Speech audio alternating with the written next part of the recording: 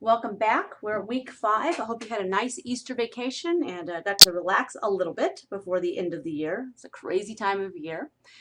So hopefully you're well rested for the end of the year craziness. I have noticed on some of your collaborative work that not everybody's putting comments when you're collaborating, and that's really how I grade because that's how I know you're all participating. So make sure that when you're in a collaborative group and you're using something like Google Docs, that you're making comments and kind of collaborating together. That's how I know you're working together. And make sure that somebody is assigned to give me the link for the document or whatever you're turning in. And what I would do when I'm working in a group like that, whoever's turning in the link, I would also CC people on the email. That way everybody knows it's been turned in. Because on the last one, there were a couple of groups that I think it was because you're going on break. You forgot to turn in the link. You all had the work done, and I could see that it was done on time. You just got so excited about going on break, you forgot to turn it in. So just make sure you get those into me. This week, you're reading a lot about Prensky, and he's talking about all the tools that are available in education and technology, all different kinds of things. And I thought I would just share with you some of the apps that I love. He's not just talking about apps, but you are, I'm sure, just kind of overwhelmed with all the stuff that you can do with educational technology. And I just thought I'd share some of them that I really like to use. If I can forward here. So one of them I like is Voki. It's a really cute little, you take like an avatar, excuse me, and you can add your own voice to it, and they're short, and you can use them for just getting the attention of your class. And if this works, I'm going to show you a really short one that I did. Move it over here. And you have all different ones. There's the free version, and you can pay for. Welcome back to school. We're glad you're here. We're looking forward to a wonderful school year. Okay, see, super simple. Easy to use. Another one I really like is Blabberize. You take any photograph and you can like make a little mouth on it and make it talk. You just record your voice. You can use a recording. I did a really fast, simple one of my son. Let me just pull this up. Not a very good one, but I was playing with it real fast. Move this over here for you. Hopefully it comes up fast. And here's my son, Eli. Hey, I think I'm pretty cool. Okay, so I didn't get the mouth on perfectly. I just did this like in 2 seconds, but you can see how you could take any picture and kind of have fun with it. Kids like that. They could even do a book report like that, or do their spelling words or vocabulary and explain it. I think they'd have a lot of fun with that. WeVideo is a nice content, easy to use with Google, secure platform for kids doing video editing, and really a nice tool, but it is something you got to pay for, but a really nice way to get their voice out and easy for teachers to use, which I really like. Edpuzzle, you need to know about this tool. Integrates with technology very easily, but you can take any video and like stop it at a certain place and then put questions in or put a quiz in. You could have a stop at some place and then explain something with your own voice. So you could take anything from YouTube that you found that you really like and then cut it down specifically for what you wanted with your class. And it's really, really a great tool. If you have not used this before, you're going to really love this one. Kahoot, just a fun game. What I don't like about it is when it's displayed up, it's just like the color, and then they have to kind of look down to see. So if it's something that this is really just for fun, it's not where you'd want to be doing a quiz. So I would do it in a group where you're trying to do team building, or you're trying to do PD with teachers or with kids, but it's not really where I would do a quiz because it's kind of hard. You have to like look down and then look at the like a triangle or square or circle. So it's a little bit of a delay on them getting the answer in, but it's fun.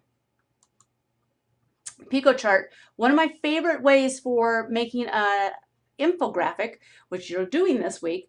There is a paid version and there's also a free version, but it's really nice because it gives you that color balance. It's kind of hard to do if you're just making it by yourself. And one of the things in an infographics is you do want to have a color balance. So you might want to consider this this tool. You don't have to use this one, but it is a nice one.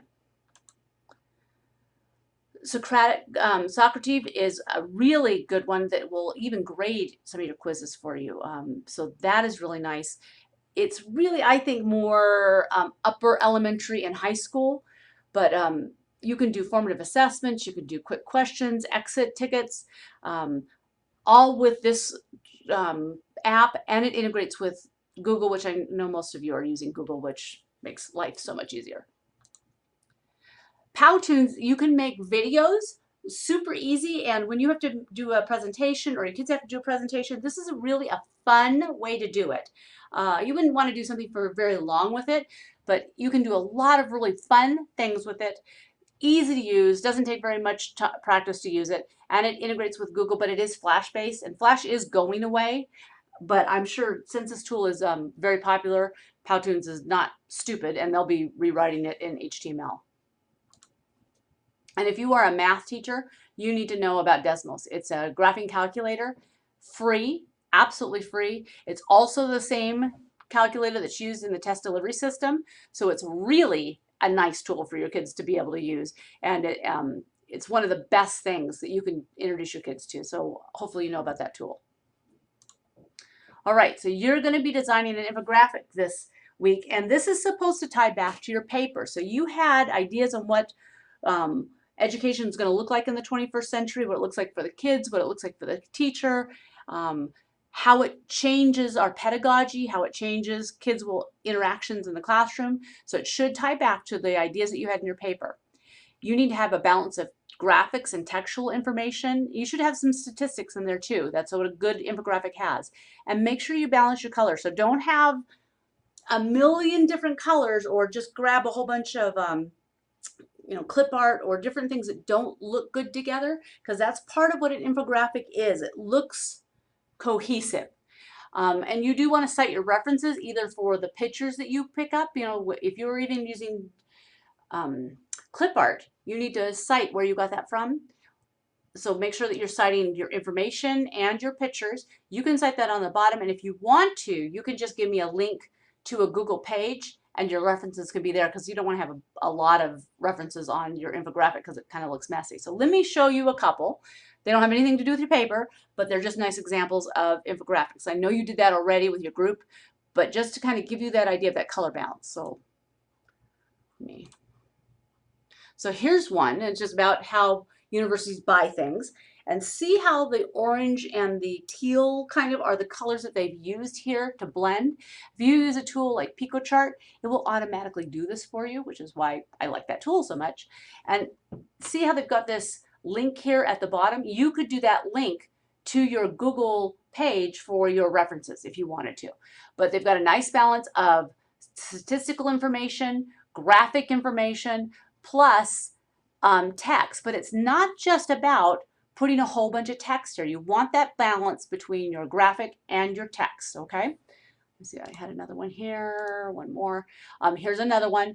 They've got the red and the gray and the black kind of together. Nice balance of that. They've got the balance of the statistics with the pictures and the text. So don't overwhelm people with the text, because I know you have a lot of information. You kind of want to, the mistakes I've seen in creating an infographic is people want to have a lot of information, a lot of text, and that's not really what an infographic is. So just kind of a little bit of text, a lot more of the graphics and the statistical information in graphic form. Okay? Let me know if you have any questions this week. Welcome back. I'm happy to have you back, and don't get stressed out. I know it's the end of the year and things get crazy, but just kind of, put yourself on a schedule and you're going to be okay. All right, have a great week.